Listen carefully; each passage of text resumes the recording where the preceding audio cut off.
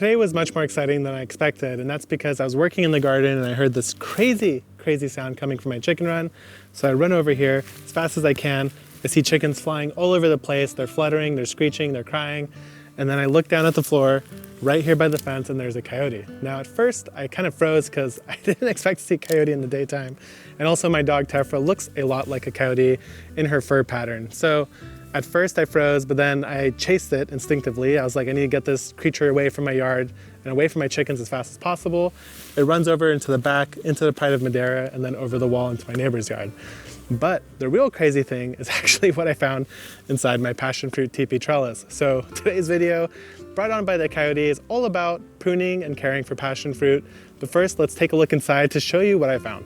And it's that right there. That seems to me like a little pad that a coyote dug out so it could sleep here at night. This passion fruit teepee trellis, turns out, is the perfect habitat for coyotes because it's nice and dark, it's quiet, and I'm really honestly surprised the dogs didn't scare it away.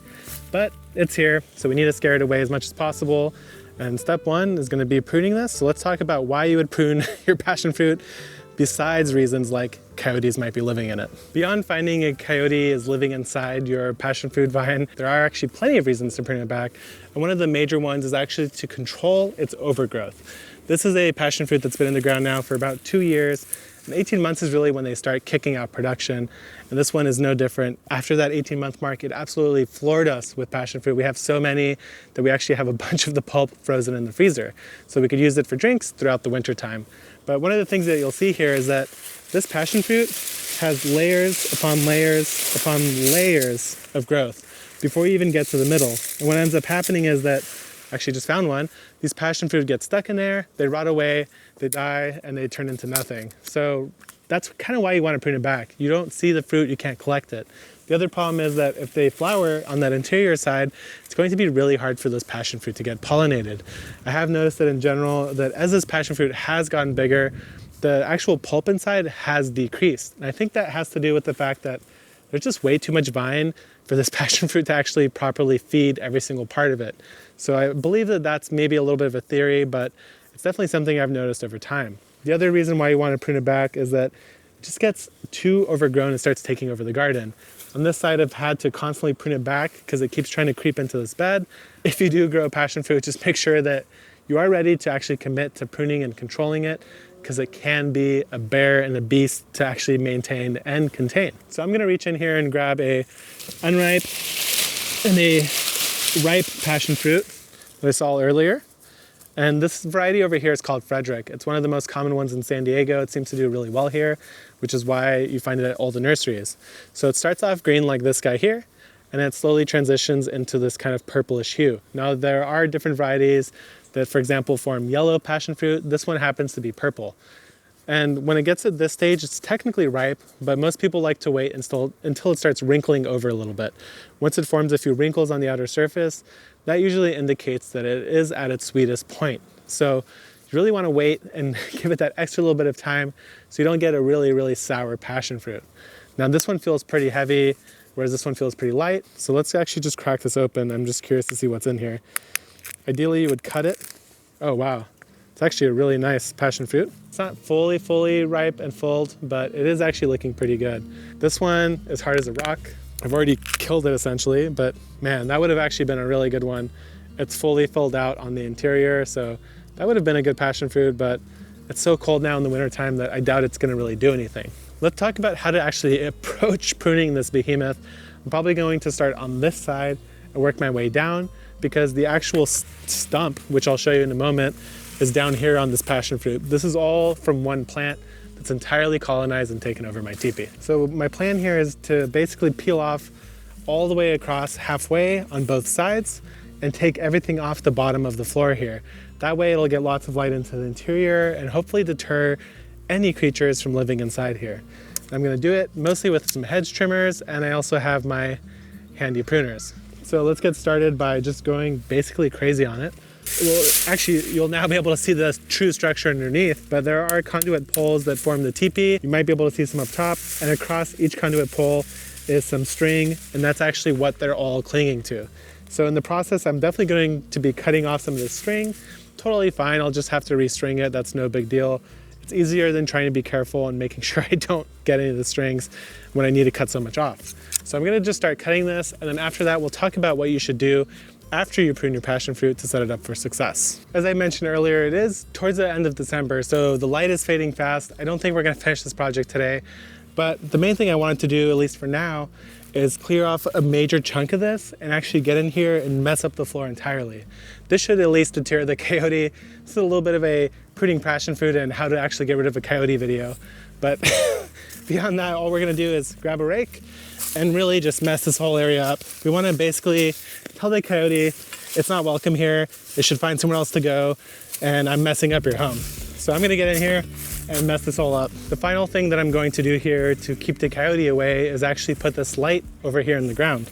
This is one of these lights that turn on when it gets nighttime, and it should create a bright enough light that will stop a coyote from being able to sleep here. So beyond messing it up, opening it up so it's no longer in a shelter, it's basically a cave, I'm also going to add this light. So hopefully that'll keep it away, but we'll check back tomorrow, finish this up, and talk more about how to care for your passion fruit. It's now day 2 since the coyote incident, so let's go take a peek inside the teepee trellis and see if the coyote has been back. So let's go take a look inside.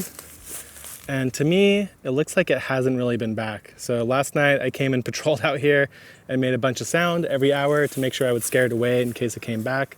And so far, so good. So back to pruning, I still need to remove this whole upper section and then work my way around. I'm probably gonna end up leaving around a quarter of the plant. This upper section is turning out to be quite the challenge because it's really, really thick with growth. So it's been wrapped around and also grown over the top. So I might need to get a ladder, but I think I'm gonna start by going in with some hand pruners to do a little bit more selective cuts. Just wanna quickly show you guys how much undergrowth and dead material is underneath this living carpet.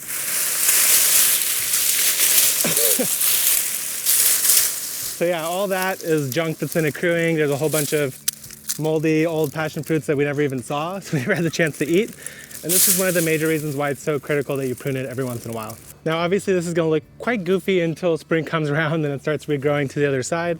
But the only thing I really wanna do now that I've left about, 30% of it, is trim off everything along the bottom that's running away into my garden beds. So I'm gonna come around the bottom and maybe take it off to about knee height. That way there's plenty of room to grow. But the one thing I have to be careful for is the primary stump is somewhere right there. So I wanna make sure I don't cut into that. That ended up being quite the decent workout, but let me bring you in really close because I wanna show you just how massive the stump has got. That ended up entirely filling 2 giant green bins. So that's quite a lot of material. I honestly didn't have anywhere to really put that in my compost. I might let that sit in the green bins for like a week or 2 and see what it looks like and then maybe steal it back. But for now, it's definitely going in there. And we've done a pretty decent job cleaning up. This will be a more ongoing project to really tidy this whole area up, redo the irrigation. But let's pop over to the other side and talk about how to care for this actual passion fruit as it gets ready for spring. It is day 3 of the passion fruit and coyote saga. I'm wearing a t-shirt and shorts because it's like 70 degrees. It's even supposed to get up to 78 on Christmas, believe it or not, which is pretty crazy for San Diego. But we have a big pile of passion fruit to deal with. So I'm actually going to scoop this all up and throw it in that green bin over there. I decided not to compost it because passion fruit is one of these plants that if you put any part of this in the soil, it will root, and it's very easy to actually propagate.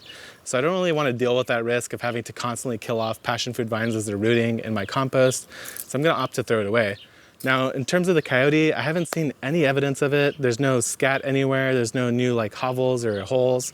The dogs have been sweeping the yard constantly. I've been checking every hour at night just to make sure it doesn't come back so I could scare it away. So I think I properly scared it away. I'm still gonna leave the chickens locked up for the time being until we're entirely sure. But for now, let's go ahead and scoop this all up, throw it in the green bin, and then talk about how to set this passion fruit up for a really, really solid spring and summer with a couple little tips down at the soil level. Now that we're done pruning and mostly cleaning up, it's time to actually get this going for spring. The best way to do that is actually through fertilizer. And that's because passion fruit is a very heavy feeder. You could see all around as I was cutting it down, there was probably over 100 fruit that I didn't even see and collect, let alone the 100 that I did collect. It's probably produced multiple hundreds of fruits throughout this whole last growing season.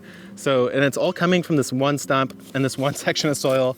I'm sure it's depleted in some nutrients because it can't just go forever. So what we're gonna do is actually just go ahead and use a tomato tone. I know it says tomatoes and vegetables, but all that it really matters here is that we're looking for something that helps fruiting. So this one is a 346, the Espoma tomato tone, and that 4-6 are the higher numbers at the end, and that usually promotes fruiting. So what we're gonna do, take a nice scoop of this,